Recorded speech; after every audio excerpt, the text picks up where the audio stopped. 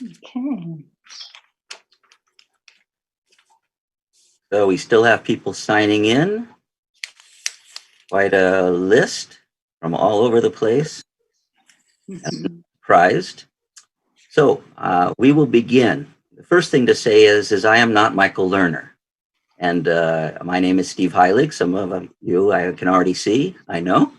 And he asked me to step in here because he's otherwise occupied this morning. And so I am one of the other primary hosts for the new school. And I was happy to do that. And our speakers or our guests today are great old friends as well. So this is the New School at Commonweal series of talks on all sorts of issues. The Friday morning ones we've been doing for quite some time now with a wide variety of people. But we sort of are doing internal today because our guests today are two dear friends and longtime Commonweal associates and active people and famous even, we could say. So the topic is being old. And I was going to sign in and listen to this anyway because I don't know anything about that yet. But I love the directness of it because it's just being, for one thing. And old is, of course, a somewhat arbitrary category. What age is that? I don't know. But obviously, we're in a very interesting time in human history where there are more people living longer than ever before. And life expectancy, 100 years ago in the United States, for example, was about 47 years. And it has gone up to the point where, other things being equal, nowadays, somebody born today might have an average life expectancy of 100 years.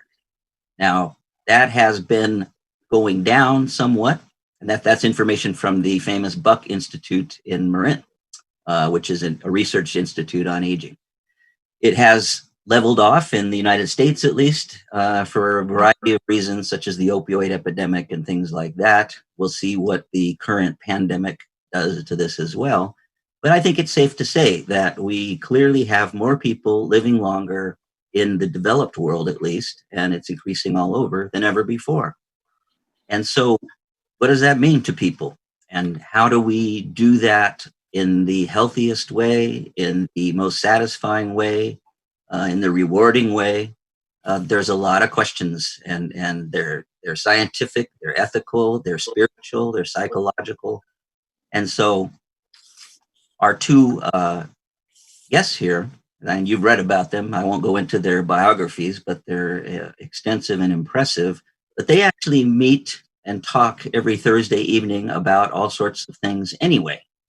So the idea here is we would extend that into a Friday morning and kind of listen in and have a discussion with them and the things that they're thinking about these days about going forward in life, really as healthily and as in a rewarding sense as they can. So I would like both of them to just say something in terms of welcome, and then we can get into a dialogue. So Rachel, good morning. Good morning, Stephen. Thank you for being here. For being old,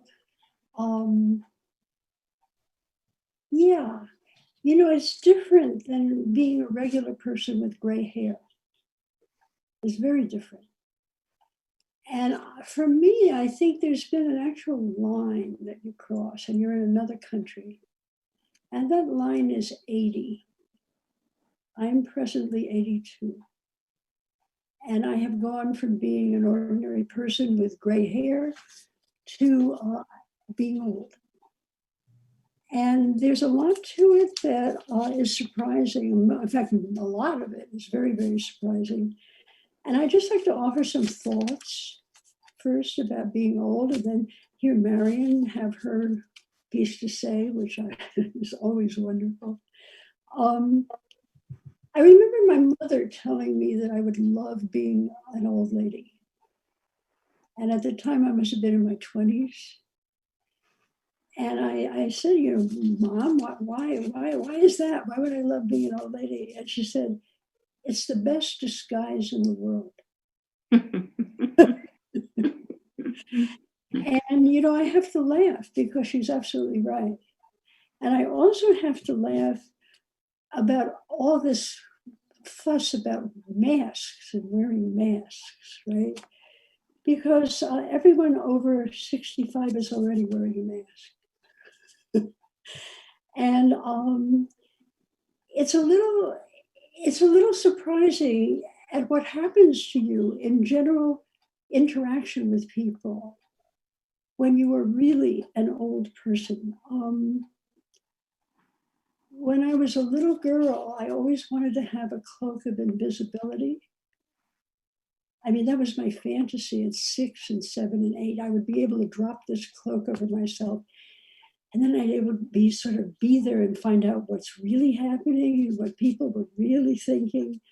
And I have it now. It's called being old. It's people say and do things right in front of you as if you're not there.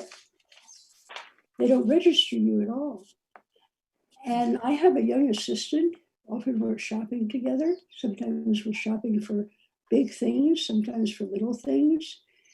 But no one ever talks to me when we're shopping. As the salespeople, they talk to her. She's about 31. And at one point she got fed up with it, and we were about to pay for some major thing. And the salesperson talked to her, and I'm standing right there. And she says to the salesperson, "Why don't you talk to her? She's the one with the wallet." It was so shocking, so shocking. And just to wind up this initial thought about the invisibility and my mother saying, "I would love this," it can be used very powerfully, but it's also stunning how profound this is at almost every level of society except for the children. The children notice you immediately. Nobody else does, right? And I wanted to tell a story out of my past, out of my profession. One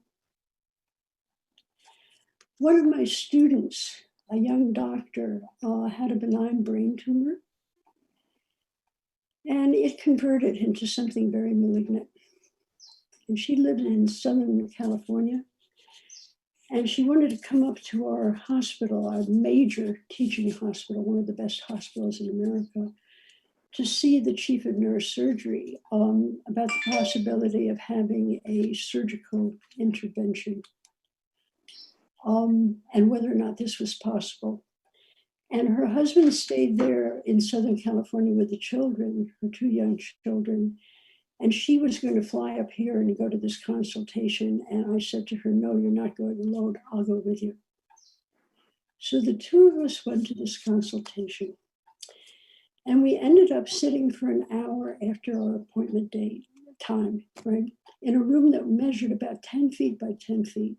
And in this room was an examining table and an x-ray box with all of her x-rays of her brain on the box. Right? And finally, the surgeon came in. He said his name to her and began to tell her, show her on the x-rays that there was no hope for surgery for her. And essentially this was a death sentence. And I'm sitting there, there's a little table, about big enough for 2 people, a little tiny table with a chair sitting next to it. I'm in that chair. If I were to reach out my hand, I could have touched this man. He never acknowledged my presence. He simply talked to her, didn't even ask her name.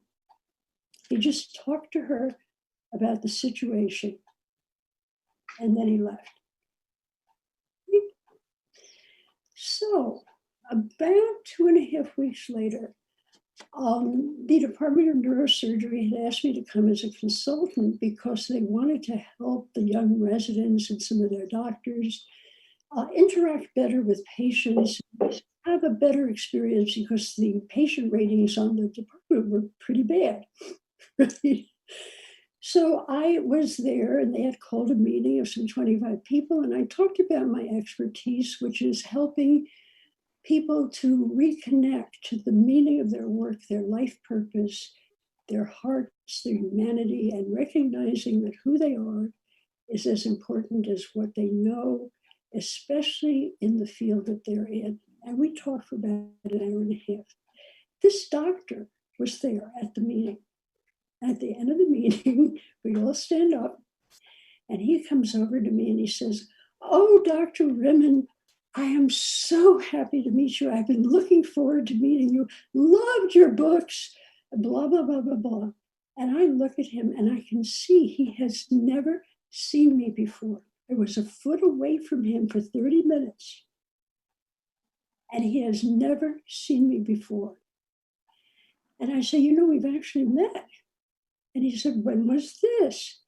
And I tell him, 2 weeks ago, when you were doing that consultation on the young doctor with glioblastoma. And he says, "What?" I said, "Yes, I was in the room." He said, "Well, I didn't see you." He said, "Oh, I understand. If I had seen you, I would have thought you were her mother. I wouldn't have known it was you."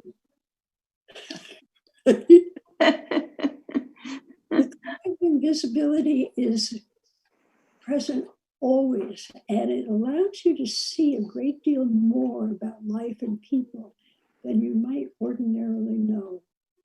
So, Marion, your thoughts? That's quite a story, Rachel. Yes, that's, well, I have practiced invisibility all my life because of what I was born into. I know how to do it. I know how to turn it on and turn it off. So I just throw that in there. So as an elder, it's actually changing. I feel in some ways more visible because my shield is down because of my vulnerability. And when we're vulnerable, we're just right out there to receive kindness and grace that will come our way to help us out. So it doesn't make any sense to be invisible when we're old. If we don't, I think it's better to be visible if possible, but I know it can be a problem when people can't see you. But the thing is, I can't see people either because my eyes are so bad. So it's an issue. But I think, it's, our culture is not really elder friendly as much as, let's say, in Tibet or wherever other places in the world. It's more a youth culture, but that can turn around if we notice the openings for that turning to happen. And so part of what, Rachel, I think is for us important to reference and talk about is, what are we noticing as elders that we haven't noticed earlier in our life? And I find I spend a lot of time just pondering, thinking about things. I don't rush into things anymore. And so there's time to notice in a different way. Do you find that to be true, Rachel, that there's a different quality of noticing that's coming to you right now? Oh, I think that's so real. Yeah. For me, there's something else that goes with it. There's a sense of gratitude. Yeah. Yeah, that my life is so much richer than I thought it was. There's so many more extraordinary things happening around me than I ever noticed before. Yeah, I find that to be true as well. And just daily gratitude. You and I talked about, what it's like in the morning when we get out of our beds. We put our feet down and we slowly stand up and we say, "Oh, thank you. I have another day to walk in," right? Because I never know, whether my legs are going to carry me in a good, strong way. So there's always that feeling of gratitude and just to be able to stand and be upright. And so I think most of you have both of us have felt that, and it's a practice that's so beautiful to be in. The gratitude practice is it allows a lighterness of spirit to be there, and as elders, that's the joy for me, is that I don't dwell in anything that is full of woe and that's hard to be with, that's stressful, because we can't afford to do that as elders, to be in a stress condition. Do you find that so, Rachel, that there's a way of just being more fluid in our feelings as we go along, out of necessity, first of all, to survive, right? Well, but I don't have the experience. I don't have a position anymore. I used to be a judgmental person.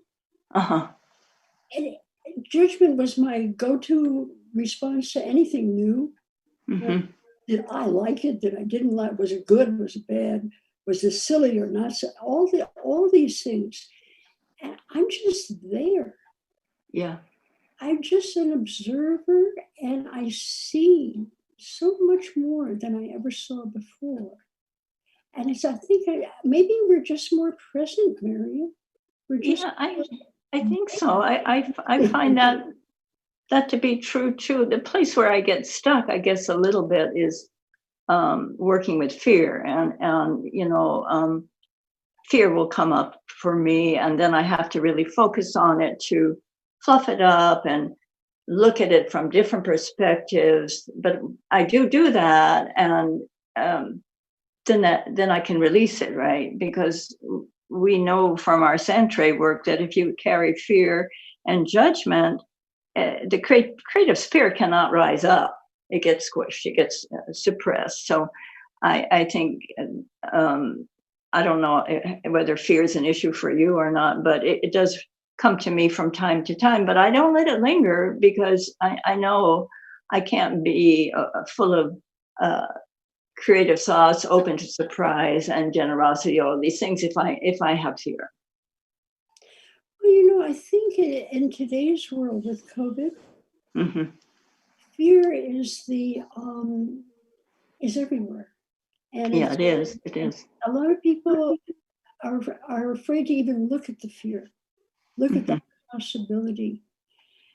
And, having had fear about my body since I was very young, because I had this long-term chronic illness, my body's never been very reliable. It's a way of waking up.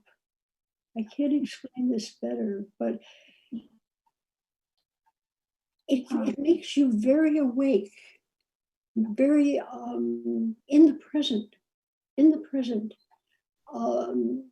I think it's clarity. It changes everything, and I don't see it as fear anymore. Exactly, I see it just as an awareness of myself as vulnerable, other people as vulnerable. Like people have helped me to treat other people in ways to recognize the preciousness of their lives, which is equally precious to my own life. So it's a kind of you can get stuck in it. You can get stuck you can. in it, or you can go through it as a doorway and just have a sense of the abundance of the present moment. Oh, that's beautiful. Yes, I the other place where I found myself getting stuck, and I don't know whether you felt this too, but it took me a long time to realize I can't go back to where I was, And this year I broke quite a few bones and had quite a few accidents. And for quite a while, I just wanted to get myself really better and strong so I could go back to where I was. But I kept falling down with that attitude. And I finally realized that, no, there's no going back. I have to be here and go forward. And then somehow my accidents stopped happening. Did you have that feeling of, it is a sad thing to have to let go of the things you love. I love to dance, I love to garden, I love to run, but because of my injuries, it's not possible. So that took me a long time. Well, it took me a whole year to figure that one out. Well, you know, I remember talking with you one evening in one of our phone calls, which are so funny. They're such a delight for saying that being old, really old, almost, I've had this experience before, and the experience was the experience of being adolescent. Mm-hmm. Your body starts changing, and suddenly, you know, you're 4 inches taller, Mm-hmm. or various very powerful things happen, and you're just not the person you were. No, your clothes don't fit you anymore. My clothes don't fit me anymore. I'm 3 inches shorter than I used to be. The kitchen counters are much too high for me right now. It's hard to cut, you know, a tomato on a counter that comes up to here on you, you know.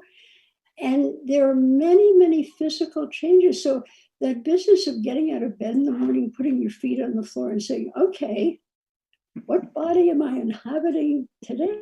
What's going to work? What's not going to work? Is my right eye going to see, or is it not going to see? There's anything, and then very slowly standing up and being grateful for your feet. Whoever thought you'd be grateful for your feet, you know, or for anything else? I don't think I've lived a life in gratitude. I do now. Mm-hmm. Yeah, and You have both. think, yeah, go ahead.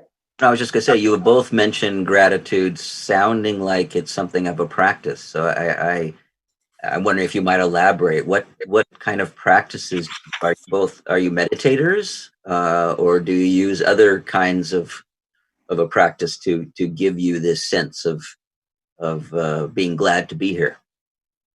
Oh, well, you know, I think my practice is just I turned old. Because I turned old, I have gratitude for every part of my body. I know, Rachel, you talked about that too, how now you notice your body so much more, every part of it. Me too. And with that noticing comes just incredible gratitude. But I think that living is my practice, is just plain living. There's no, you know, routine or ritual that I do. It's just like being in this holy body in a new way is a practice. Yeah, nothing can be taken for granted, Steve. Nothing. Mm-mm. I mean, No. There's that level of newness and change. Mm-hmm. Mm-hmm. And it's all very fluid. So the fact that I can see pretty well today, that's great, because I couldn't see that well yesterday. And I'll probably be able to, maybe I'll be able to see even better tomorrow, or it'll go back to being, you know, poor vision. Everything is dynamic. Yeah. And whatever works, is a gift. I mean, I was serious about saying I'm grateful for my feet. They don't hurt. They're not swollen today. They're flat on the ground. I can feel the ground. Mm-hmm. You know, I have lost my sense of taste and smell, which is something that happens for older people. It also happens, obviously, in coronavirus, but it happens for quite a few older people. And every so often, it lets go and I can taste a cup of coffee. I can't tell you how wonderful that cup of coffee is when that happens. Yeah. That's So beautiful. it's, there are things you can't count on. The things you sort of took for granted, you can't count on them. But yeah, we live in the place of not knowing, you know. yeah, and that's a meditation. Living in the place of not knowing is a goal of meditation. Old age puts you there. And the whole thing is to go. You know, I paid for my ticket. I might as well take the trip. You know, to actually move with this instead of fighting it or denying it. If you move with it, you get into a place that is extraordinarily alive. Yeah, I think that's true. And I think with COVID now that the whole world is really living in that place of not knowing for one of the first times in our lifetime, everybody is there. So being old is experienced in some way by many, many people, but in different ways, of course. But that thing of not knowing is so important. And Rachel, you and I were there when the Dalai Lama said, I sit at the table of not knowing and invite you all to join me there. And I thought, well, here we are, it's true. And of course, in Santre work, we were always there. That was the place where revelation will come through if we can relax into that place. And see, this is what's so interesting, though, isn't it? That as a young person, all this effort to get into this place, let's say the place of not knowing. And as an older person, all you have to do is allow yourself to be aware of where you indeed are. And you are in the place of not knowing. I don't even know that I'm going to be able to get out of this chair at the end of this time we have together. I have no idea. So discovery and not knowing. And the not knowing leads to a deep appreciation of what is in this moment. That's so true. I can't help thinking, I've sounded like I've heard people say this to me about meditation, and I'm not a meditator, but I've become that, not a meditator, but a person in a constant state of not knowing. And that, I think, people talk to us about us as elders, as if we have wisdom. I don't think what we have is wisdom. I think what we have is consciousness. That we are living in a consciousness that we used to aspire to through practice. And like old age is a practice. It's a 24/7 practice is what it is. I think consciousness, and also I would bring the word courage into for us to be aware every day of walking on the edge as we do. I feel we are courageous people, and this is real. It takes courage to do a lot of things, but and you can't push things anymore. We have to relax into the flow. And so that's different from being younger, where you can push through, and run through and exercise through things. We can't really exercise that much, so we have to really sit with where we are, and that's new for me. That's new for me, and a great learning time for sure. Oh, Marion, you have mentioned twice, I think, the Santre work. Yeah. And so that is part of, for those listeners who don't know about that is part of our the Commonweal's Cancer Help retreats for people with diagnoses who are learning to live with cancer and so forth. So one of the things about that is that you're contemplating, maybe for the first time, your own mortality coming forth. And so I wonder if you might both reflect a little bit about that. We live in a death-denying culture, I think, as well as an age-denying culture. So, what are the lessons that you have, really the essential lessons that you've picked or gotten from actually dealing with this with other people and yourselves as you age? Well, thanks for the question, Steve. I think one big thing that I carry around with me all the time was this little prayer or opening sentence I would say to people working with symbols is, not now you need to drop fear and judgment. Okay. And once they're dropped, then we can proceed. If that wasn't mentioned, it would come up. I'm not good enough. I can't do this. Judge, and then the revelation of the place of not knowing did not emerge. So that's something I can share, and I think that practice at Commonweal really shaped my life. To be a really good listener. and just wait for things to get clearer, not push things around. And the power of symbols is such a power that I've known about since I was 8 years old, when I painted a snake dancing in the moonlight. And with that one symbol, I realized my work was to be a healing artist, you figure.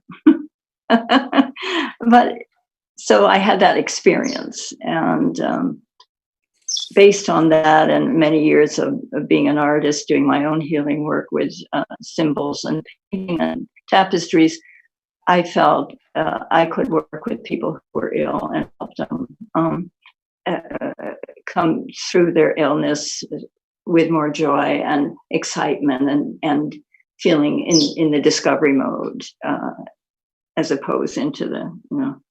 So Santre has been a great thing to experience at Commonweal, and I'm so grateful for that time. Rachel, you've been dealing with these challenges and prospects your whole life. So you've distilled some of it in your books and teaching. What can you say at this point that becomes clearer as you age? It's different now. It's different now. Let me just run a little bit with that. All of my relationships with people are different now. Mm-hmm. And I realize how much my relationships unconsciously were conditioned by the future, by things that I wanted to happen, or ways that I wanted people to see me in the future, opportunities that might be possible or impossible, depending on what I said or did right now, right? And all that is gone. All that is gone. I don't care what people think of me. I don't see them as something that I want to move around so that I have the life I want. I am in this life. And I say what is true for me, whatever is real for me, without worrying about the effect this would have on my future. And I didn't realize I was that connected to the effect that things would have on my future. If I say this to my boss, he might sorry. If I say this to my boss, he might fire me. No problem there. I mean, I might not even be here to be fired. So, I say what's real. I live in the real. Mm-hmm. And Marion, in my experience, you've done that more than most people. All the 40 years we've known each other. Yeah, well, thank you. I've gotten there too now. I live in the real. Mm-hmm. And, I also don't expect an outcome, any specific outcome from something I do. For example, I plant a tree. I just planted a tree in my garden. I'm never going to see that tree become its fullness. It's not going to mature. I will be long gone by the time it matures. But I planted it for the future. I planted it for everybody. I'm not planting it for me. And a lot of things that I used to do were planting the tree for me to sit in the shade of it. Mm-hmm. Now I plant the tree because it is a thing to do, to participate in life. Mm-hmm. And I let go of outcomes. And I feel that way in all my relationships, which allows me to see and hear and appreciate people a lot more. So there's this thing, and then there's the whole question. See, that opens the door to the whole question of legacy, Marion. Yeah? And what is it? What do we leave behind us? What is our legacy? Do you want your name on a building? Do you want your name on a foundation? Do you want your name on a book? Do you all of that? And it's not about this. It's not about this at all. And I've been giving some thought to this. And what I get is this. About 30 years ago, I put together a course called The Healer's Art. And it basically enables young doctors to recognize that their ability to make a difference in people's lives goes far beyond their knowledge, their technology, their tools, their training. And that when someone is faced with the unknown and with possible pain and fear, that who you are is as important as what you know. And then the course basically teaches people how to be present, how to be there as a human being, as well as a highly trained health professional, right? So what's legacy for me? Well, I have students. And because of the course, they are going to doctor in their lives very differently. They're going to relate to people differently. None of their patients will need to be alone with whatever they're facing. They're going to accompany people to wherever they're going. And some of these students will have students also. And those students will have students. And those students will have students, medical students.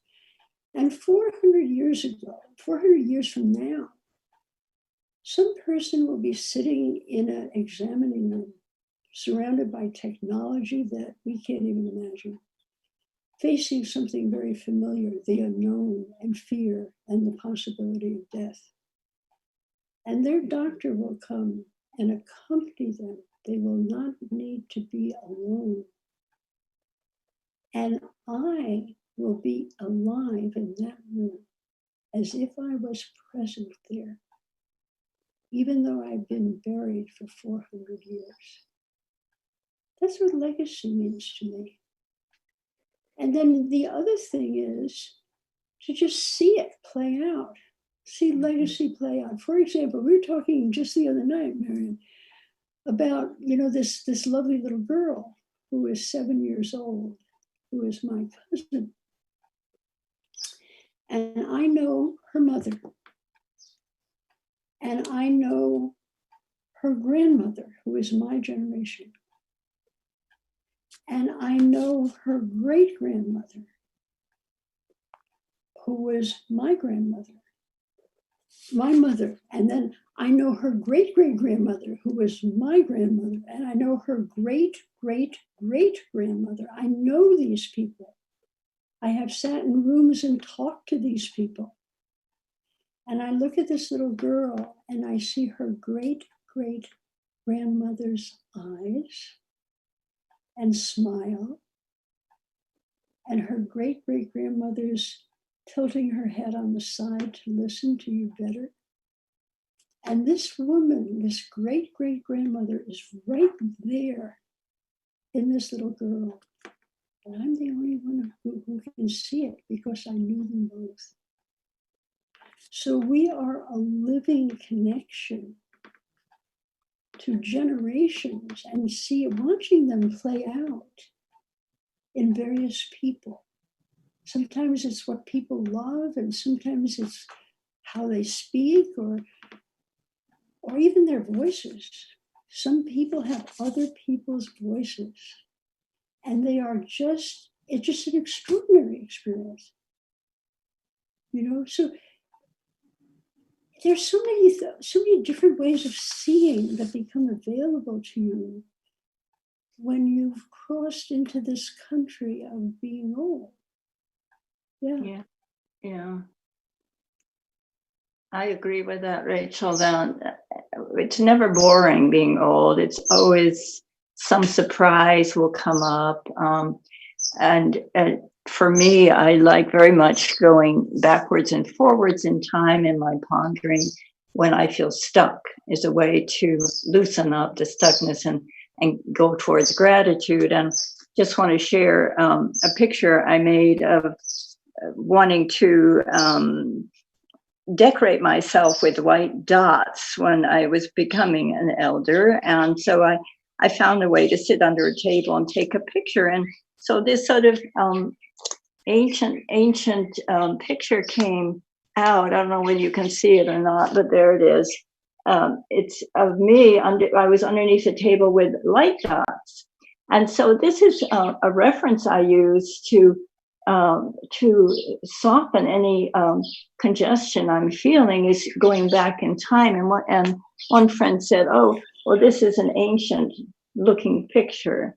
And it made me very happy to have taken this as a guide for me now. But the other thing I love to do is what you just did, Rachel, is to project forward 100 years. You know, what will this problem that I'm holding so tight to my body and my heart and mind look like in 100 years? And this is a way that immediately opens up my imagination and curiosity, and I jump right out of any depression that I might fall into. So, you know, we have options going backwards and forwards now in time. We have time to ponder these things. So I am so glad that you know, we can do that, and not to say that the present isn't absolutely dynamic and so precious to us, but we have the options to do that. I'm wondering if you mentioned fears a while back, and so I'm wondering a little more specifically what those might be. I mean, even though I think I might know, but I'm, you know, there's broader impersonal ones in the world, and then there are those about our own health. One of the greatest fears that in working with older people is the fear of mental decline and dementia, you know, which many people in surveys find more frightening than physical decline. So I'm wondering if you have any tips for how you deal with those fears, and even how you might, you know, practical tips too, as well as for physical and mental health that you have gleaned from your years now. You're both very informed and wise about these things. So, you know, I'll just say I have a geriatrician in my family. I asked him, he has many 90-something-year-old patients who are fairly healthy. And I asked him, what have you learned in your 30 years of practice now at that point? What are the 3 tips to a healthy old age? And kind of was taken aback and looked at me and said, you know, I'm going to have to sleep on that. Let's talk at breakfast. So at breakfast, I said, what'd you come up with? And he said, well, 3 things. Keep eating your oats, keep walking, and have really good genes. So can't do much about the genes.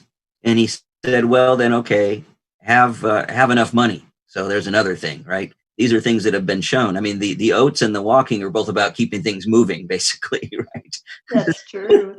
But I would add that one thing that Rachel and I share quite a bit is our memory isn't always so good. And we do silly things like put sneakers in the icebox, and then we, you know, can laugh about them.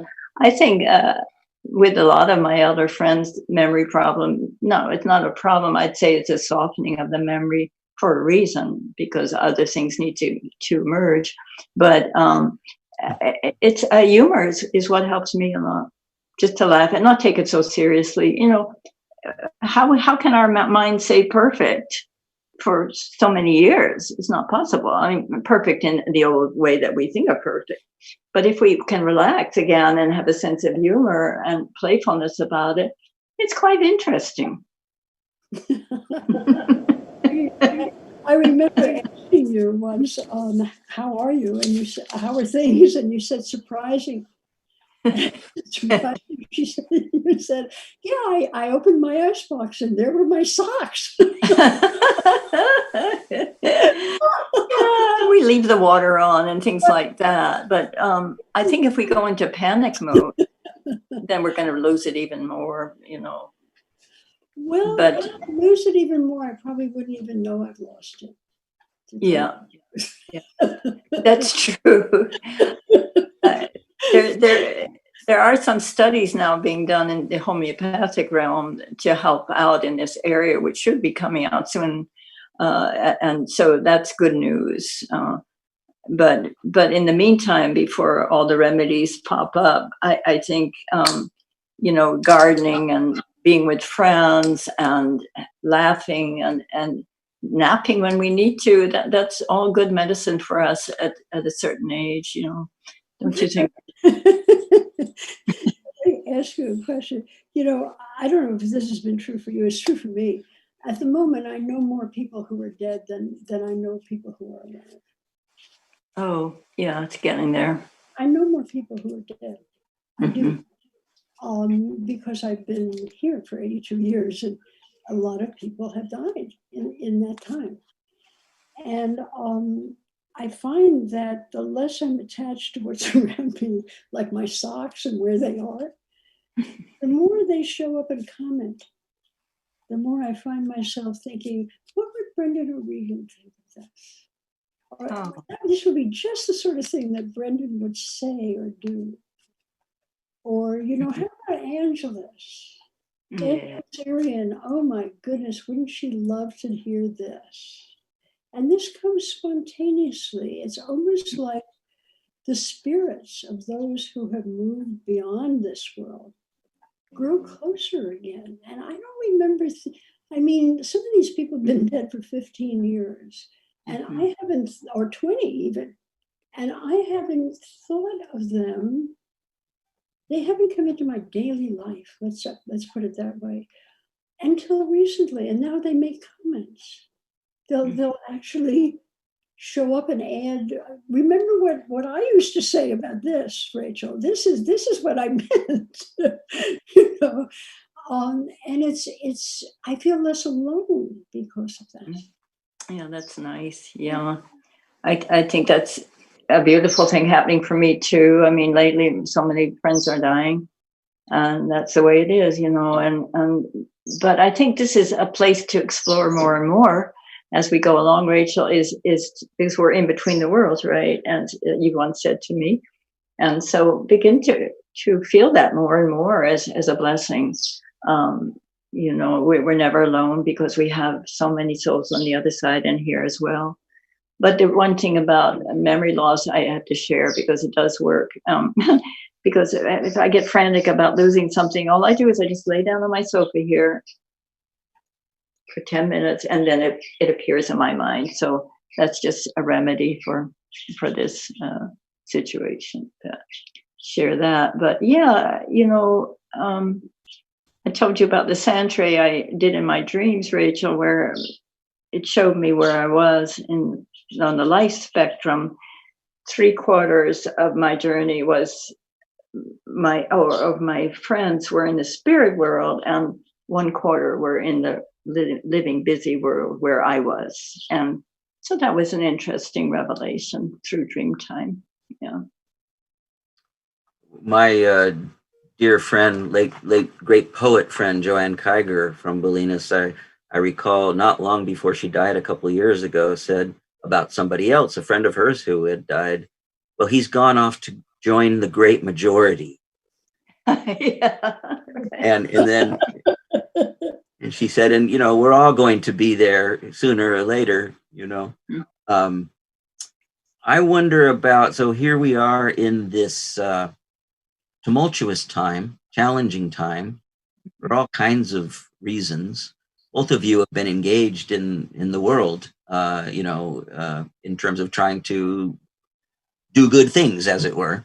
And so at this point, what do you feel are, if you had messages or, lessons for younger people on how to deal with, the future and what's coming on? I mean, I know it's a big question, right? But it's an important one, because you're talking about legacy to one degree. And part of it now is, wisdom of people who have actually been engaged in the world. And are there things you would say, you mentioned generations, and the Native American thought about 7 generations being the scope that we should think in, so even just one generation, what would you impart to them if you could? I think the virus itself is imparting a great deal. I think the first thing people get in touch with are the things they can't do or they can't have right now. And that's very painful. And some people become very angry, and some people become depressed, and some people just sort of try to do the best they can. But then there's something that happens to people's relationships to other people. Some of them get worse, I would say, and some of them get more profound. I've been doing something. I've been in my house by myself for 4 months.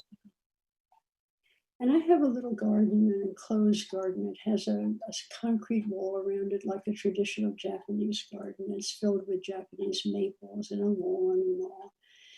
And I began inviting people over, and they would sit masked and maybe 12 feet away from me, and we'd sit together.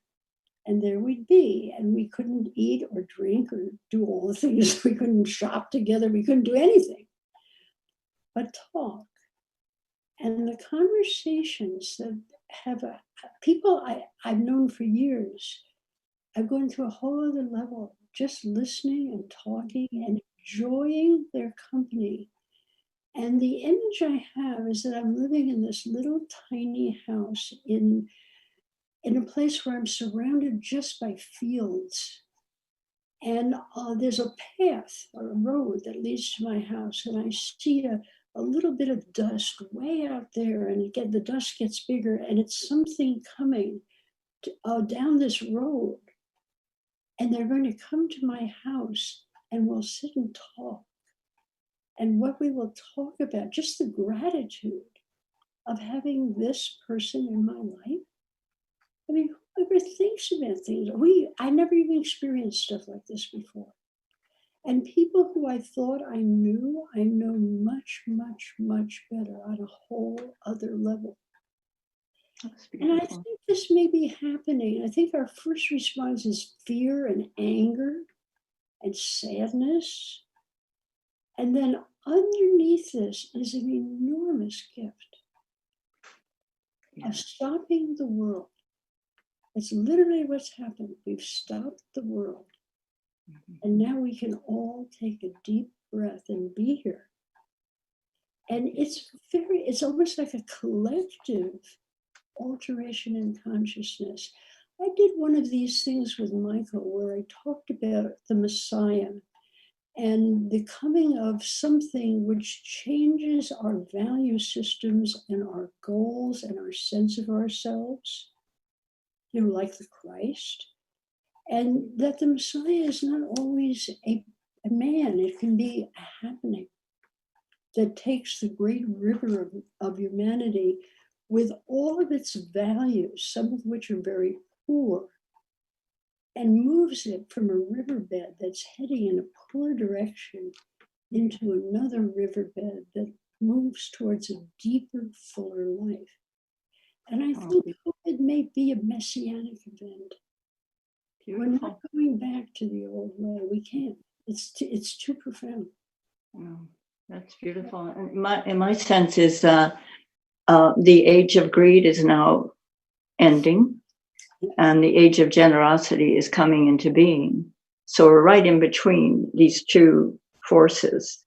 Therefore, it makes sense to sit in our gardens and listen to one another and practice kindness and curiosity and listen deeply, as this shift is really needing to happen, because if it doesn't, the earth is going to suffer even more, and all the people who already are suffering will suffer more. But it's an exciting time with this potential and this feeling that I definitely have that this is really turning from greed to generosity, and we get to witness this. It's interesting. The renowned teacher friend of mine, Joanna Macy, who has done a couple of talks for the New School, and there's recordings on our site. This is what she has been teaching for quite some time too, from a Buddhist perspective, but mostly ecological, is that there is what she calls great turning coming, which is going to be not easy and even quite tumultuous and painful, but with a net positive and survival value for for all of us, hopefully. And that's a very hopeful perspective that I think is sometimes hard to see at this point with all of the various threatening calamities coming our way. So sustaining that level of what Michael always quotes Václav Havel about hope versus optimism, et cetera. Sustaining that perspective, I think, is really challenging in these times. Partly because I'm a newspaper addict. I read too much news, and Walt Whitman 150 years ago said that's like taking a bath and bathing in blood every morning, reading the newspaper. But I can't help it because I want to be informed, so disengaged from the world. I want to be engaged in the world as I grow older too. But sustaining hope and optimism, I think is a challenge.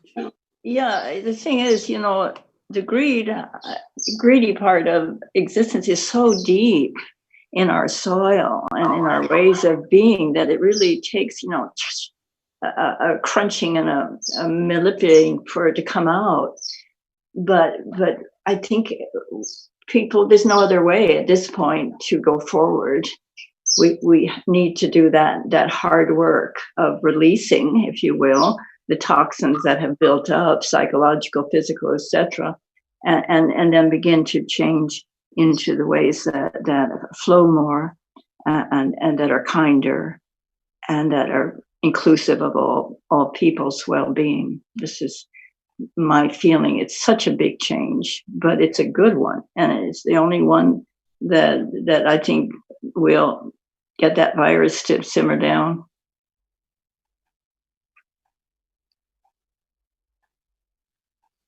Here's changing the topic just a little bit. I'm aware. So I live here in the Bay Area, and we have a technological revolution, as it were, that's been ongoing for some decades now.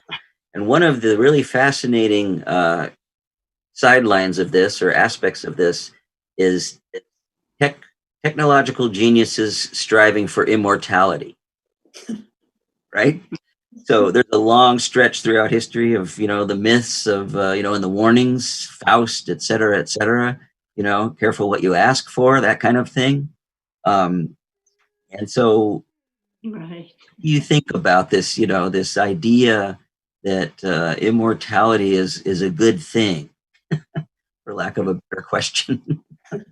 I won't even say about, is it possible, because I have my own thoughts on that, but... Are you asking a question? What do you think? What do you think about immortality as a prospect? I haven't gotten there yet, my dear. I'm still trying to be here. I'm just trying to be here in the present moment. That's my answer to that. Rachel? Well, what I was saying before, that our lives continue even though we don't. We are a factor for good or for not good, as the case may be, in this world. We have efficacy. And I wouldn't want to live forever. I think that would be boring, actually. But I don't know, it's not important to me. Is immortality important to you, Marion? Mm-hmm. Well, I think there's an in-between road here, realizing that what we do I've seen this in my life, has an effect much further out than we can even imagine, okay? I just think that's real. Yeah. But right now. How about existing as Marion Weber indefinitely? Oh, dear. No, actions, dear, not in persona. But do you find that to be so? If you just notice like things go out and change and find their way like a river going to the ocean. I want to come back to the idea we actually started talking about was, a age and death dying culture, focus on youth, et cetera, and now we have this aging population in general, and a lot of thoughts about how do we not be invisible? How do we have more interaction, intergenerational activity with younger people? What is the best ways? Some lessons about combating the trend to isolate people as they age, not see them. I do have a TV who she used to sit on the bench and she'd hold up a sign and she'd say, "Elder willing to listen," and people would come over, which I thought was really beautiful. But I think I just love being with young children so much. It really lifts my spirit. And if I could hold up a sign and say, "Come join me here," I would. But I think to be more, just to be there, be out there more, and noticing more, and maybe magnetizing more younger people, because it's so much fun to be with them, and it lifts my spirits so much to be with my kids and my grandkids and any young child I love to be with. Yeah. I would say that what's missing in our society is the concept of the tribe. Mm-hmm. Yeah. In a tribe, the wisdom is held collectively. Yeah. And everyone has wisdom, and it's in that dialogue and interaction. There's the wisdom of the young and the wisdom of the old and the wisdom of the people in the middle. Mm-hmm. And everyone is fed by the wisdom of all. Mm-hmm. And our difficulty in our society is that we have lost all tribal connection. Mm-hmm. I was talking to a young man that I talk to periodically on the phone for an hour. We just sort of chat about whatever's up. And he commented that I was the only old person that he knew as a friend. And he is about, 40 years younger than I am, 30 years younger than I am, something like that. 40 years younger than I am, yeah. And that's strange, that not to have friends of all different ages, not to have community in which everyone has a participatory wisdom, and that all of that is shared and everyone benefits from it. That's what I think is missing in our culture, a big thing that's missing. Well, it's a mutual benefit, certainly, because, one of the great concerns now is the epidemic of loneliness, which is not only age related, it's everybody has more of this from teens and kids upward, but I think it's a particularly acute problem with a lot of older people. And so we need to find ways to combat that with more intergenerational contacts of various kinds, it seems to me. Yeah. And also going back to the keys to health again, that would have been one that I would have added to my, to the list, the small list, having a social connection, true connection of people of any age has been shown to really help people's both mental and physical health as they age. It's true. It's true. Here's the other thing, Steve. I've come to think that health is not the goal in life. You can have a very empty, impoverished life and be perfectly healthy. And I think a lot of people have experienced that. Or you could have a very rich and fulfilling, and you could be fully alive without being healthy. As a matter of fact, I know a lot of people who, through the experience of not being healthy, have deepened their own experience of being human, right? And the ability to interact with other humans. So I think that the goal of health is not all that it's vaunted up to be. Mm-hmm.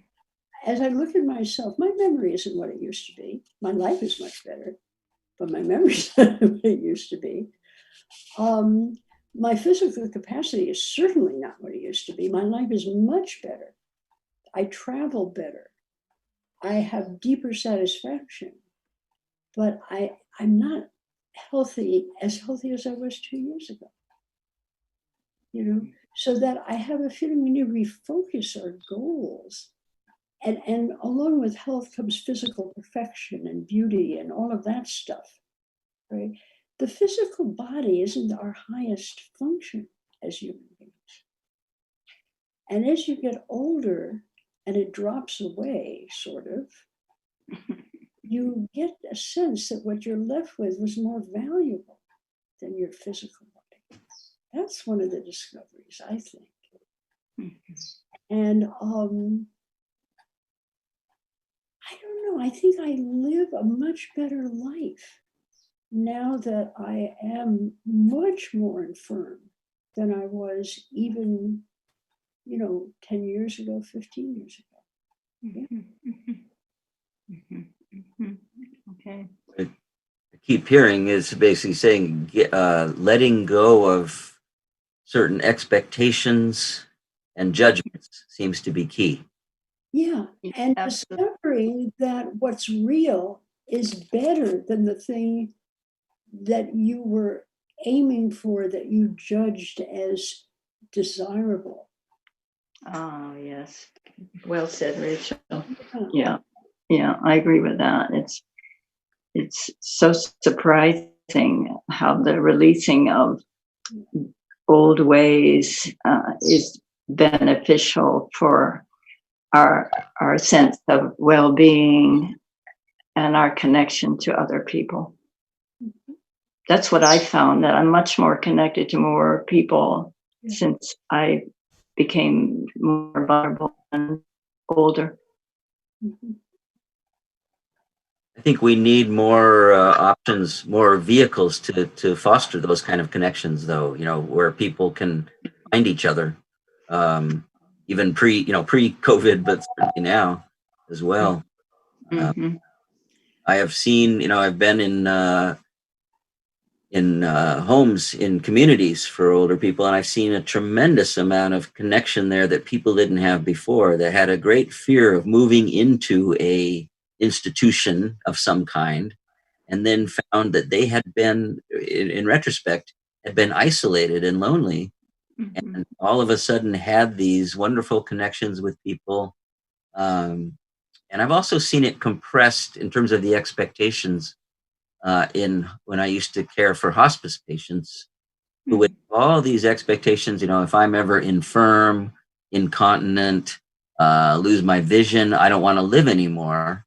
But when they got there, they said, you know what, I can deal with this, if with the course support. And they would say, I can live with this. We used to call it at Zen Hospice, Frank Ostaseski's place, we used to call it moving the line in the sand back. Great. People will draw a line and say, I won't live like this. But they would realize when they get there, no, this is okay. And I remember a gentleman saying to me, why did it take me my whole life to realize that I could live, without all of the things I thought that were, essential, and that I'd want to die without them? Well, that's what lessons in life are like, They come when they're forced on you sometimes, Yeah, you bring up the healing power of connection. It's beautiful what you say. How people who've been alone and they go to a home, suddenly they come to life again. And I've seen it in my own family. Yeah. And then when we talk about connection, we also have to, of course, remember our connection to the natural world is such a blessing. And certainly when we're older, when nobody's around, it's just like, wow, I have so many crow friends and pigeons and birds flying around, and they're part of my family now. It's a beautiful thing. That connection deepens as you get older. I think in a funny way we get more quiet. Yeah, we do. But quiet. And it's helped me to hear and see better. Because there's so much, there's a sort of inner commentary going on, thinking about things, comparing them to other things, so much so that I didn't see what was right in front of me. I didn't experience it. I'm looking out my window right now, and there's a bird feeder hanging there. I feed birds. Sometimes a couple hundred of them show up in the morning to sing the sun up. And right now there are 40 little songbirds on a bird feeder right outside my window. They're filled with such joy. Yeah, it's Such true. joy. There's enough food there for everybody, and they're all clinging to this tube, right? It's filled with food, and the world is filled with food. It's filled with emotional food. It's filled with mental food. And it's filled with food that most people are too busy to eat. Right? No. And just watching them, I sometimes watch these little birds and watch their relationships to each other and how they share the common good. This bird feeder, the common good. And there's room for everybody. So you have to be able to move off and move on and move off again and move on. But eventually everybody gets fed. And, I would never notice such a thing. As short a time ago as 5 years ago, I'd be sitting in front of this computer and never look out the window, which is next to this computer, because I'd be doing something positive and forward moving on the computer. Right? Yeah. As life is moving forward right around me, unnoticed. And I think that has been my position for a long time. Oh, that's Not beautiful. noticing what's real Mm-hmm. and following goals with great fierceness and focus. Yeah. Yeah. And Yeah. just a little story of change. Michael and I were walking on the beach, and I can't run anymore. I said, well, Michael, why don't we just try and walk through this group of birds without making one move? So we did. I said, okay, here we go. And we did this incredible walking meditation, and the birds slowly would begin to open up in front of us, but none flew. And it took us quite a long time to do, but we did it. So that's just an example of shifting gears from being a runner in the Dipsy race to walking through a herd of birds in a quiet way, not to disturb them. Who would have guessed? Maybe a Taoist or somebody like that, right? Yeah. Both of you, I know both of you have been readers much of your life. I'm wondering if at this point in your lives you have any particular favorite books, your absolute essentials, a handful. Sometimes that list goes down as we get older. That you find that inform your lives now, that you just can't. If you had a handful of books that you couldn't live without now that you really wanted to keep, what would they be? Oh, this is not a good question for a person like me, Steve. I Tell read me one handful. mysteries and spy stories. Murder mysteries and spy stories. And I learn most of what's valuable from people and whatever is around me.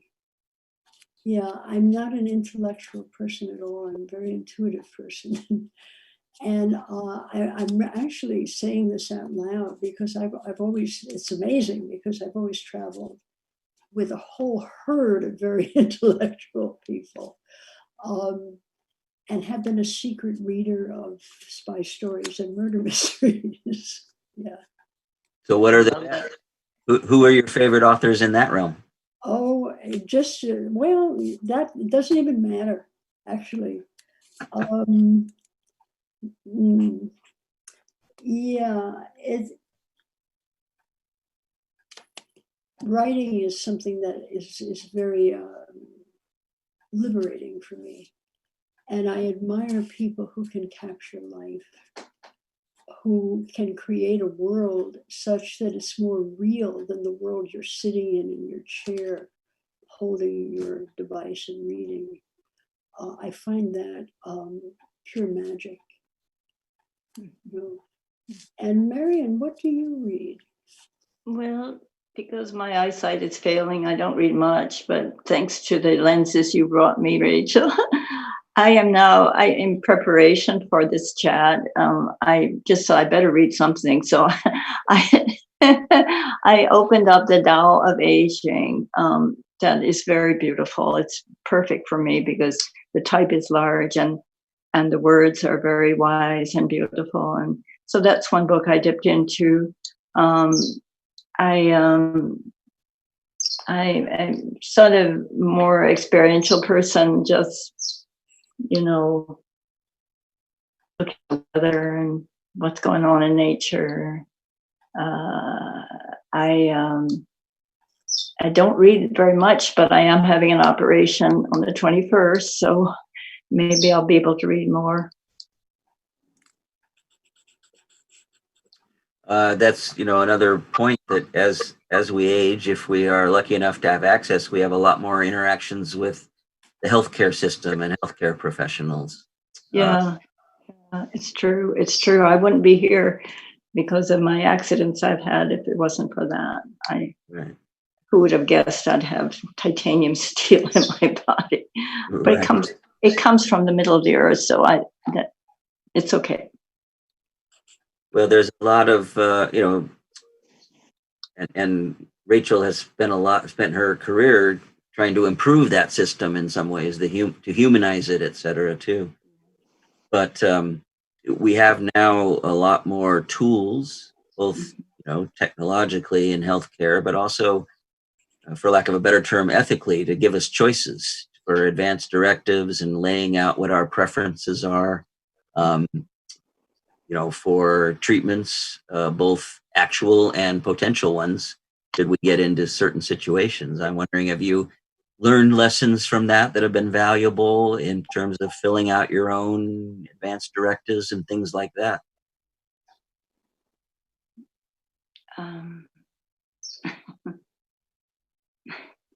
Advanced directive meaning what you do with your body when you're dead? Oh no, I mean that's one. That is one.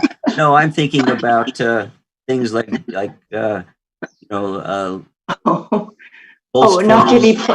not to be plugged in too long. Yeah, right. Things like that. What are your preferences? And these sort of stimulate and force us to think about what our preferences are and what we want as we age and have more interactions with the healthcare system.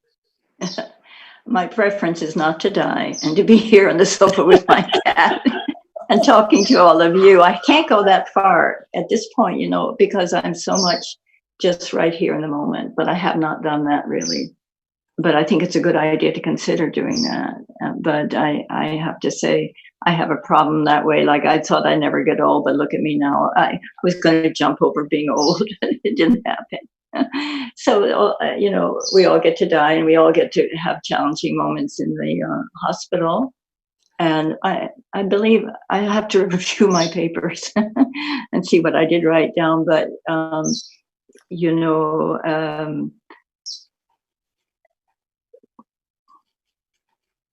I like the story of the Native American man who went up on the rock, to die. He let his spirit go, but then it rained, so he came back in the house. Yeah, well, that was at the end of Little Big Man, the famous movie. Was it? Yeah. Yeah.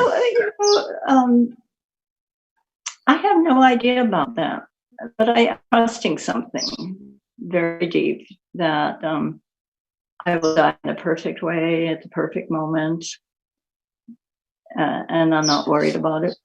This is something your doctor's supposed to talk with you about, so I'm identifying a lapse here.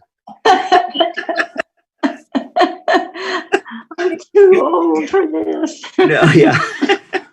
Rachel, your thoughts? Steve, I had something like 8 or 9 major surgeries. Oh. I've been on a ventilator at least twice. And I really have no preferences about this one way or the other. The person who goes through experiences like this are not the person who's talking to you right now at this moment. But I've thought various times there's been images presented to me about how I would like to actually, what I would want done with me, my body, if you will, or a ceremony of some sort. And the one that sticks in my mind, I don't know where I've heard this, I think it's American Indian, where you put the body into a canoe and you launch it into the ocean. And when it gets far enough away, you fire flaming arrows into it and watch it. I like that a lot. That feels right. Now, I don't think my friends would be able to arrange that. But that's the kind of thing that I think about. I'm not particularly worried about the suffering because that happens to someone else for whom the gods make ready. I mean, would I like being put on a ventilator this morning? No, but I wouldn't be that person. If I needed to be put on a ventilator, the ventilator could look like something beneficent. I remember not being able to eat for 6 months, and there was a machine next to my bed. I was hospitalized for that period of time, because that's what they did in those days. And the machine made this dreadful noise all night long as it was putting nutrients into my bloodstream. And one morning, very early one morning, I opened my eyes and suddenly I saw it as a guardian. And it was the doorway to life energy. And that it was standing there murmuring as it was passing life energy into my body. And everything changed. So that all I can say is, you're not the person who is going to breathe their last breath right now. You're not that person. And that person may feel quite differently. Yeah. Yeah. That's right. I hear that. Well, pushing a little more on this, I mean, the advanced directive conversation is really about making sure you have as much control over what's done to you as you can. If you ask most people when they're still healthy enough to answer, they don't want to be on ventilators. They don't want to be, in a severely compromised position. Although, as we said earlier, that can change over time if you're well taken care of. But it's really about giving a sense of control. And I think some of you know, I mean, I've been very involved in the past about the choice in dying issue, giving yourself the right to die if needed. And even in having this legalized here. And we didn't really do that because we thought a lot of people should choose to die. But what we found was that given that option, people felt more confident, and then they don't use it, but they think, they feel they have more control at the end in some way. And it's a double-edged sword because a lot of this is about giving up, as we've been talking about your expectations and feelings of control. But what people want is a feeling that they have control over what happens in their own life and their death and afterwards if they can. So, Steve, I think this business of having a chronic illness for over 60 years, I've never had control. I've never had it. Any more than I can control the wind. Right. I know how to tack. I know how to sail.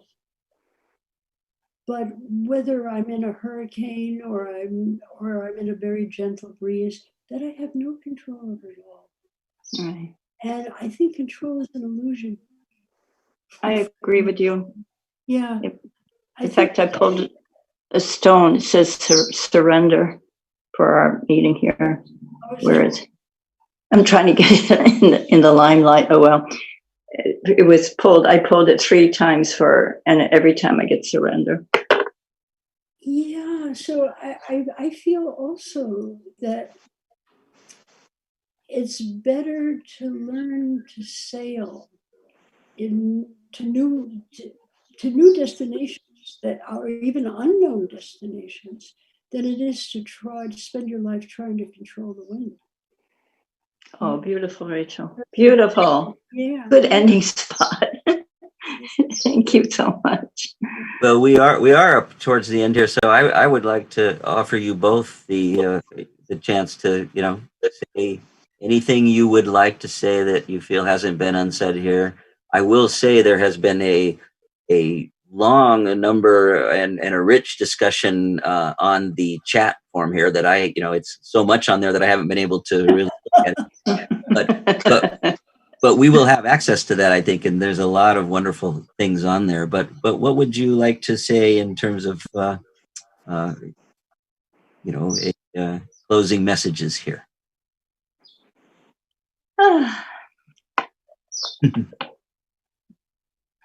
Should I get a puppet out? This is time for a puppet, yes. What do you say, Guy? What do you say?